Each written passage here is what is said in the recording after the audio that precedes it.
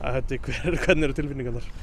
Þetta bara geggjað að vinna leikinn, en eins og við ræddum inn í klefa núna eftir leik að þá þarf spilamennskan að vera miklu betri á öllum sviðum ef við ætlum að vinna fleiri leiki í sumar og við komumst ekki mjög oft upp með það að geta ekkert í 90 mínútur bara. Við vorum bara slakarlið allan leikinn, en það kom hann moment í lokin sem að tryggði 3 stig og við tökum þau en erum meðvitaðir um það að það gera töluvert mikið betur. Ertu stressaður undir lokin að það kemur ekki? Mána eiginlega bara búin að fara að virða stigið. Manni hefði bara þótt að gott stig miðað við spilamennsku okkar.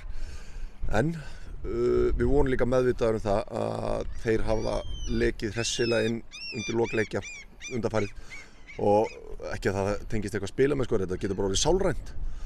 Og beint úr horni frá okkar Sölvasinni sem var búinn að eiga slagandag, þannig að bara þú veist, þú vinnur stundum í lottó og við vinnum í lottó í dag. Ég satt upp í stúku, þá voru nokkri sem voru bara að kalla eftir Áka af velli, gaman að sjá hann skora úr þessu vantilega. Já, þú veist, og mér fannst bara, þú veist, það voru 2-3 leikmennir á vellinum hjá okkur sem geta svona labbað út af, 4 leikmenn kannski svona fljóta liti sem áttu bara fína leik. En þú veist, maður bara með ákveðið magna skiptingu og ég ekki gæti tekið alla út af og Áki með reynslu, hann á föstu leikadriðunum okkar, hann besti spyrnumaðurinn okkar í hornspyrnum. Þannig að við vildum halda honum inn á og líka bara fá vinnu sem þó að sé ekki alltaf kannski boltinn að detta með honum, þá hann til að hlaupa allan leikinn. Og þess vegna settum við hann út á kant til að hjálpa okkur varnarlið, við vorum bara í ströglið, þú veist, og við vorum bara svona að virða stigið og vonast eftir 1 eða 2 færum og það kom.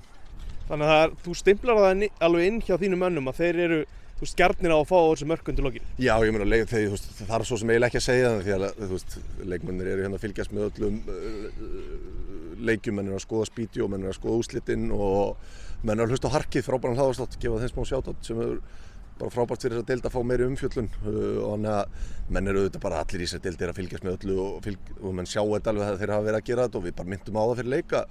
Þú veist, sama hvort við myndum lenda undir eða leikurinn var jafn undir restina, þú veist, þá þetta bara, getur þetta orðið sálrænt hjá mönnum og ég veit ekki hvort það var ástæðan í dag en við allan myndum á það fyrir leik og það hefnaðist.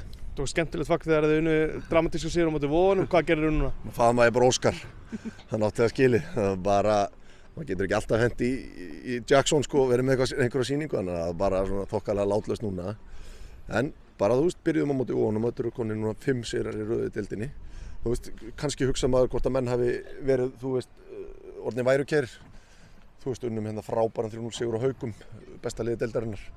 Svo unnum 6-0 í Garðabænum, það var svona eins og menn væru, þú veist, litu kannski aðeins svo stórt á sig og það er bara ekkert hægt í þessari deild. KFA núna, þú veist, þeir eru hann einhvers staðar 10.-9. sæti, þeir eru með mjög öflugt lið eins og þið sáðu í dag, þú veist, vængararnir þeirra eru sífellt ógnandi og slíkt, þannig að þú verður bara að mæta 100% í alla leiki. Þú veist, við komumst upp með þetta í dag en við gerum það ekki oftar í sumar ef við spilum svona. Hvernig meturðu svona deildina og hvað er markmiðið hjá okkur? Eru þið að horfa beint upp? Við erum bara að horfa á næsta föstudag á móti Hvíta Riddaranum.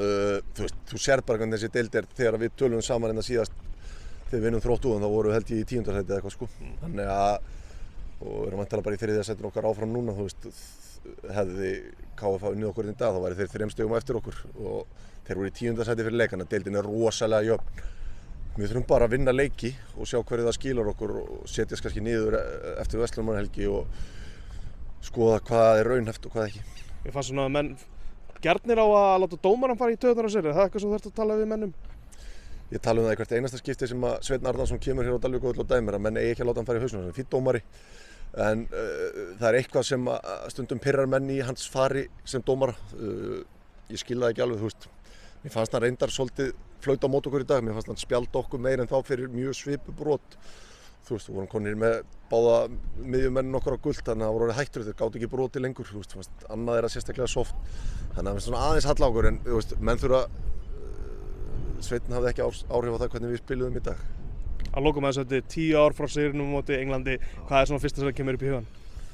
Bara hafa verið á vellinum. Það var ótrúlegt augnablik. Sko, þó ótrúlegt séð þá þetta hafi verið geðveik og sigur, þá er samt alltaf mómentið sem situr í mér frá þessu móti eftir að við erum í Frakklandi í 30 okkar daga er markið á móti Austurríki þegar maður vissi að við varum að fara að spila á móti England. Þá einhvern veginn bara svona, það var allsæla. Hitt var einhvern veginn bara svona geðveikt að vera á móti England á stórmóti og hafði enga væntingar. Þetta sigurinn geggjaður svona augnablikið þegar við tryggðum okkur í Englandsleikinn á Stade France þarna og vinur minn Hjörvar Hafliðason á bumbunni hlaupandi niður stúkuna, það svona situr, en þú veist þessi tími í Frakklandi, þú veist, hafa fengið það forréttind að fylgja liðin eftir hann í 30, held ég að vera 31 daga í Frakklandi, það var bara geðvögt og eitthvað sem maður gleymir aldrei og vonandi bara verður á næsta Evrópumóti. Hvernig var stemningin á fréttamannafundi Englands eftir leikinn?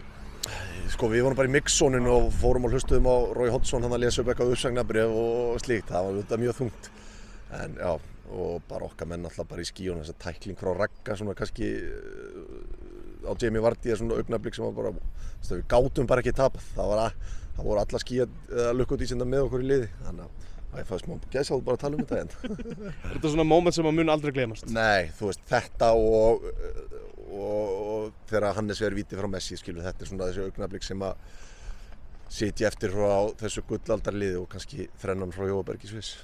Takk fyrir þetta.